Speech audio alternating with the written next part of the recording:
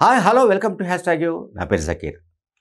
అయితే ఈ phone tapping కేసును మనం operation R full stop R అంటే double R Revanth Reddy, operation Revanth Reddy అని పేరు పెట్టి బహుశా ఈ కథ అంతా నడిపించినట్టుగా మనకు కనిపిస్తుంది. ఎందుకంటే ఫోన్ ట్యాపింగ్లో పదే పదే అంటే అరెస్ట్ అయ్యి జైలుకు వెళ్ళి బెయిల్ పైన వచ్చిన వాళ్ళు కావచ్చు, లేకపోతే ఇప్పుడు ప్రణీత్ రావు అండ్ ప్రభాకర్ రావు సిట్ ముందు విచారణలో చెబుతున్న విషయాలు కావచ్చు. అందులో కీలకమైన పాయింట్ ఏంటంటే నాటి పిసిసి అధ్యక్షుడు రేవంత్ రెడ్డి ఫోన్ను పదే పదే ట్యాప్ చేసినట్టుగా వాళ్ళు ధృవీకరిస్తున్నట్టుగా వార్తలు వస్తున్నాయి.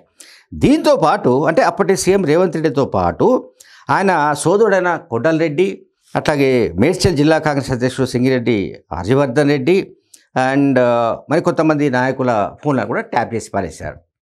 అట్లాగే వరంగల్ జిల్లా నాయకుడైన సుధీర్ రెడ్డి ఫోన్ కావచ్చు, మరి కొంతమంది ఫోన్లు కావచ్చు, వాళ్ళు ట్యాప్ చేసినట్టుగా సిట్ ముందు కొంతమంది ఒప్పుకుంటున్నట్టుగా వార్తలు వస్తున్నాయి. అంటే ఆ సిట్కు సంబంధించిన వర్గాలు తెలియజేస్తున్నాయి.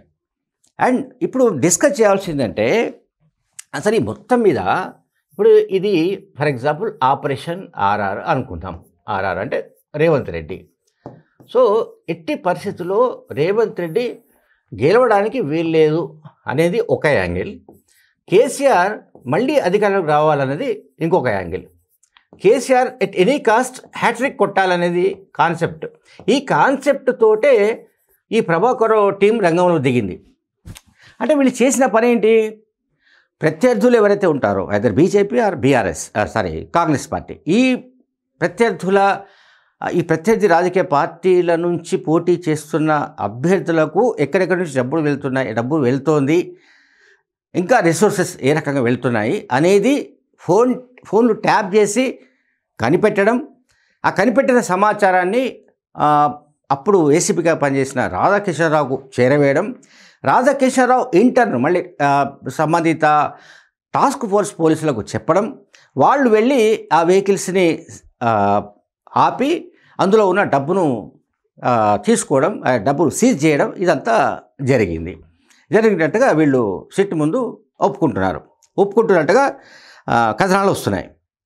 ఎందుకంటే కథనాలు నేను ఎందుకు చెప్తున్నాను, లేదా ప్రచారం ఎందుకు చెప్తున్నానంటే ఇదంతా అథెంటిక్ కాదు. అథెంటిక్ అన్లెస్ ఈ సిట్ విచారణ పూర్తయి సిట్ ఒక నివేదిక ప్రభుత్వానికి అందించిన తర్వాత, సమర్పించిన తర్వాత మనకు దానికి సంబంధించిన నిజాలను మనం అథెంటిక్గా చెప్పవచ్చు. అప్పటి వరకు సిట్ పోలీసు వర్గాలు చెబుతున్న కథనమనో, లేకుంటే సిట్ వర్గాలు చెబుతున్న విషయాలను అండ్ పోలీసు వర్గాల ద్వారా తెలుస్తున్న విషయాలను మాత్రమే మనం చెప్పడానికి వీలవుతుంది. అండ్ ఇప్పుడు ఈయన ఎంతమందిని ఇరికించాడు ఈ ప్రభాకర్ రావు? అప్పటి డీజీపీని ఇరికించేశాడు, మహేందర్ రెడ్డిని, అదొకటి మనకు తెలుసు. అండ్ అప్పటి చీఫ్ సెక్రటరీని కూడా ఎవరు, మన శాంతికుమారి, ఆ సమయంలో ఉన్న చీఫ్ సెక్రటరీ శాంతికుమారిని వాంగ్మూలం తీసుకోవడానికి సిట్ ప్రయత్నిస్తోంది.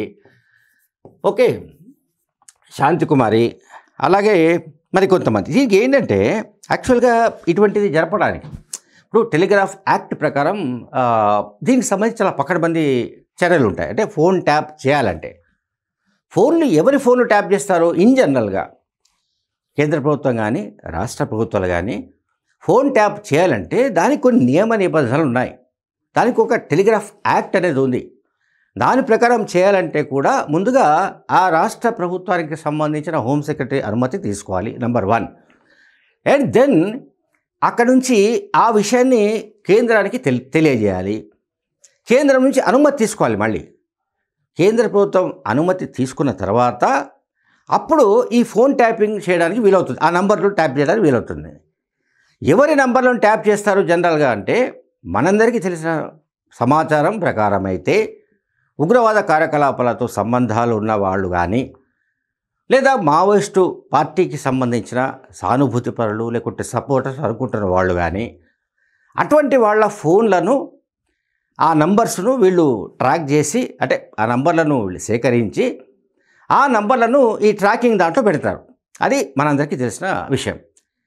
కానీ ఇక్కడ ఈ మావోయిస్టులు లేకుంటే దాని ఏమంటారు హిజ్బుల్ ముజాహిదీన్, లేకపోతే లష్కరే తోయిబా, ఇంకా ఏ తోయిబానో ఏదో మొత్తం మీద అయితే ఏది పడితే అది ఏదో పేరు మీద కొన్ని నంబర్లు సృష్టించడం, లేదా ఆ నంబర్లకు ఆ పక్కకు ఆ ట్యాగ్ తగిలించడం. ఈ ఫలానా వ్యక్తి XYZ ఇతనికి లష్కర్ తోయిబాతో సంబంధాలు ఉన్నాయి, లేదా లష్కర్ తోయిబాకు ఇతను సహకరిస్తున్నాడు, అతను సానుభూతిపరుడుగా పనిచేస్తున్నట్టుగా మాకు అనుమానం ఉంది, లేదా ఫలానా XYZ మావోయిస్టు పార్టీకి మద్దతుదారుడుగా ఉన్నట్టుగా మాకు అనుమానం ఉంది, కనుక ఈ నంబర్ ఇది, ఈ నంబర్లు ఇవి అన్నట్టుగా వీళ్ళు ఏం చేశారంటే ప్రభాకరరావు అండ్ ముఠా ఈ మొత్తం నంబర్లను విచ్చలవిడిగా, అంటే 2018 జరుగుతున్నట్టుగా ఇక్కడ మనం చెప్పుకోవాల్సింది ఇంకొకటి ఉంది, చాలా చాలా కీలకమైన పాయింట్. ఈ 2018 నుంచి జరుగుతుంది. మనకు నిన్న మొన్నటి దాకా తెలిసిన సమాచారం ఏమిటి అంటే ఇది ఏదో 2023లో మాత్రమే, అది కూడా అసెంబ్లీ ఎన్నికల సమయంలో కేసీఆర్ను మళ్ళీ గెలిపించడానికి ఈ ఫోన్ ట్యాపింగ్ జరిపినట్టుగా అనుకుంటూ వచ్చాం. అయితే అది చాలా మెయిన్ కాన్సెప్ట్. అది ఈ ఫోన్ ట్యాపింగ్ సంబంధించిన నేరానికి అది ప్రాతిపదిక. ఇది కేసీఆర్ను మూడోసారి గెలిపించడం. కానీ ఇప్పుడు ఈ మన ఎవరు ప్రణీత్ రావు లేదా ప్రభాకర్ రావు, ఇంకా ఏదో ఒక రావు, ఈ రావులు కొంతమంది ఎవరైతే అరెస్ట్ అయి ఉన్నారో, ఎవరైతే సిట్ విచారణకు హాజరవుతున్నారో, వాళ్ళు చెప్తున్న అన్ని విషయాల్లో కూడా కామన్ పాయింట్ ఏంటంటే 2018 నుంచి జరుగుతోంది. అంటే చూడండి, 2014లో కేసీఆర్ ఫస్ట్ టర్మ్ సీఎంగా ఎలక్ట్ అయ్యాడు, రెండోసారి కూడా కేసీఆర్ సీఎం అయ్యాడు. అంటే 2018లో సెకండ్ టర్మ్ టీఆర్ఎస్ పార్టీ అధికారంలోకి వచ్చింది. సో సెకండ్ టర్మ్లో అధికారంలోకి రాగానే ఇక మళ్ళీ మనమే ఉండాలి, ఈ రాష్ట్రంలో మరొక రాజకీయ పార్టీ ఉండడానికి వీల్లేదు, అన్ని రాజకీయ పార్టీలను బలహీనపరిచేయాలి, అన్ని రాజకీయ పార్టీలను నాశనం చేసేయాలి, అన్ని రాజకీయ పార్టీలను నిర్వీర్యం చేయాలి, లేదా ఆ పార్టీలు నామరూపాలు లేకుండా చేయాలి, ఆ పార్టీలు ఎన్నికల్లో గెలవకుండా చేయాలి అనే రకరకాల కాన్సెప్ట్లతో వీళ్ళు ప్రభాకరరావు ముఠా ఈ పనంతా చేసినట్టుగా ఇప్పుడు బయటపడుతుంది.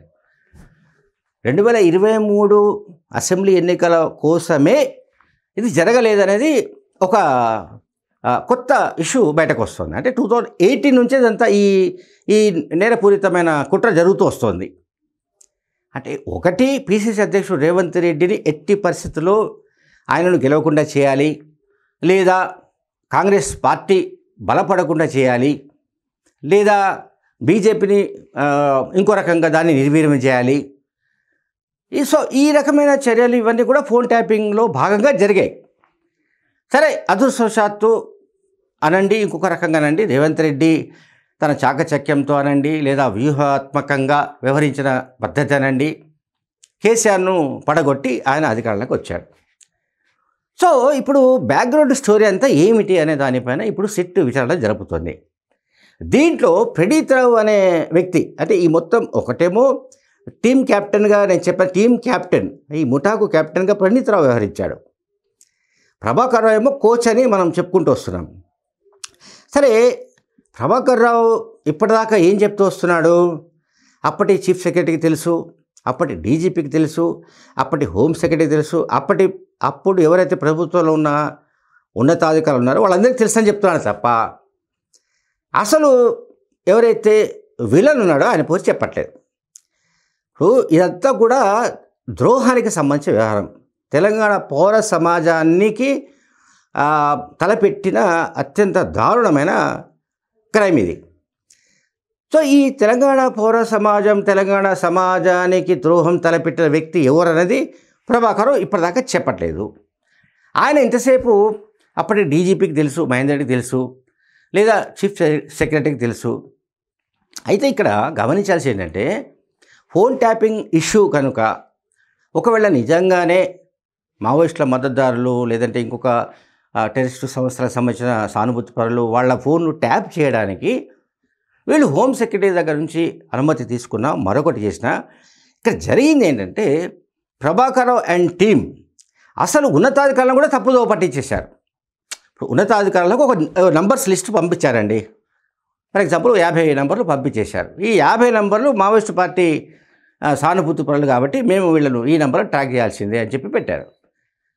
సో ఆటోమేటిక్గా అప్పటి డీజీ కావచ్చు, లేకుంటే ఇంటెలిజెన్స్ వాళ్ళు కావచ్చు, హోమ్ సెక్రటరీ కావచ్చు, లేదా ప్రభుత్వం తరపున చీఫ్ సెక్రటరీ కావచ్చు, ఎవరైనా సరే స్పెషల్ ఇంటెలిజెన్స్ బ్యూరో కాబట్టి ఖచ్చితంగా అనుమతి ఇవ్వక తప్పదు.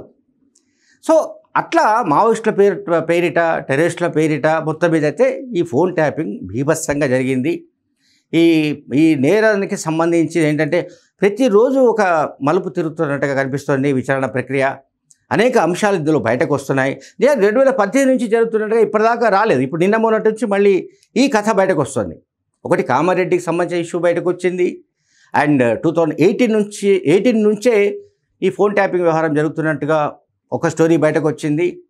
సో అంతిమంగా ఏంటంటే ఈ సిట్ ఏదైతే ఉందో ఇది వీలైనంత త్వరగా దీన్ని విచారణ ప్రక్రియ పూర్తి చేసి, ఒకవేళ ప్రభాకర్ రావు లాంటి వాళ్ళు సహకరించకపోతే, శ్రవణ్ రావు లాంటి వాళ్ళు సహకరించకపోతే వీళ్ళ బెయిల్ రద్దు కోరుతూ సుప్రీంకోర్టులో పిటిషన్ వేసి బెయిల్ రద్దు చేయించి అరెస్ట్ చేసి విచారణ జరిపితే తప్ప వాళ్ళు బహుశా మొత్తం నిజాలను కక్కే పరిస్థితి లేనట్టుగా కూడా కనిపిస్తోంది. Thank you very much.